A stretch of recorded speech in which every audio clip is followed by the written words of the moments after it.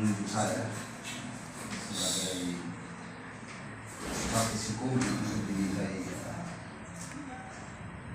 wawancara.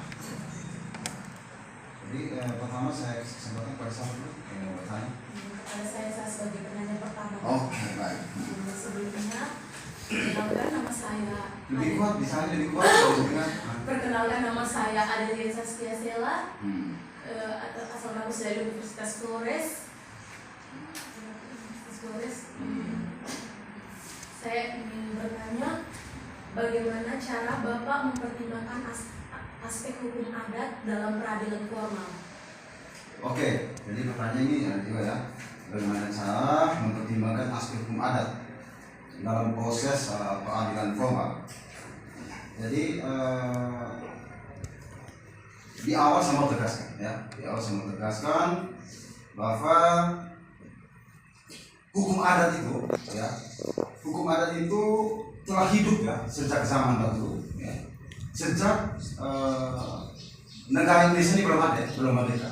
Bahkan setelah negara Indonesia merdeka, dia juga diakui dalam bentuk undang-undang di undang-undangnya itu adalah dalam Undang-Undang Dasar 45 pasal 18B ayat berapa? Ayat 2 ya. Ayat 2. Itulah menjadi landasannya hukum adat. Mengapa saya tegaskan bahwa itu mesti kita pastikan bahwa tidak bisa digantikan atau dikalahkan dengan hukum apapun itu. Lalu secara normatif ya,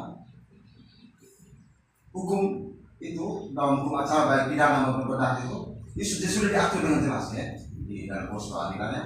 Namun dalam pelaksanaannya ya, ini kita melihat banyak kejanggalan ya, banyak juga mafia peradilan sehingga hukum adat itu terkesan dikesampingkan. Lalu terkait dengan bagaimana semua pertimbangan hukum adat itu dalam proses peradilan formal, ya kita lihat dulu kasusnya, gitu. Kita lihat dulu. Misalnya dalam kasus pidana misalnya contoh ya, jadi kalau dalam kasus pidana misalnya, ada sebuah ritus adat ya yang digunakan untuk menghukum atau beri sanksi pada masyarakat adat, namun itu dianggap sebagai bentuk tindak pidana misalnya. Lalu bagaimana kita mempertimbangkan hukum adat dalam hukum formal?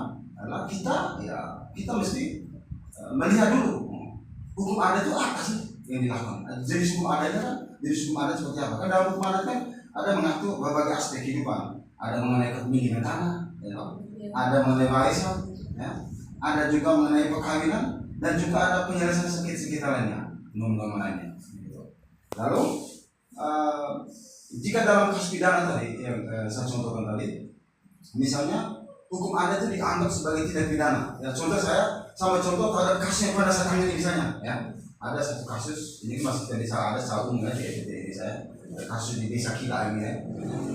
Ada pada waktu itu tokoh adat ini korban perkosaan, ketika diperkosa dia melakukan bersama suami lapor kepada tokoh adat ini, ya, dia menyangkut tokoh adat, dan tokoh adat itu langsung dibuatkan ritus adat ya, di kampung, ya, itu namanya kiku kalau ada di Jawa sana.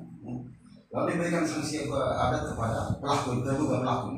Namun si pelaku ini justru berkongsi dengan kepolisian, ya, malah melaporkan si korban perkosa bersama suaminya seolah telah melakukan pencemaran nama baik ya. Lalu polisi pakailah itu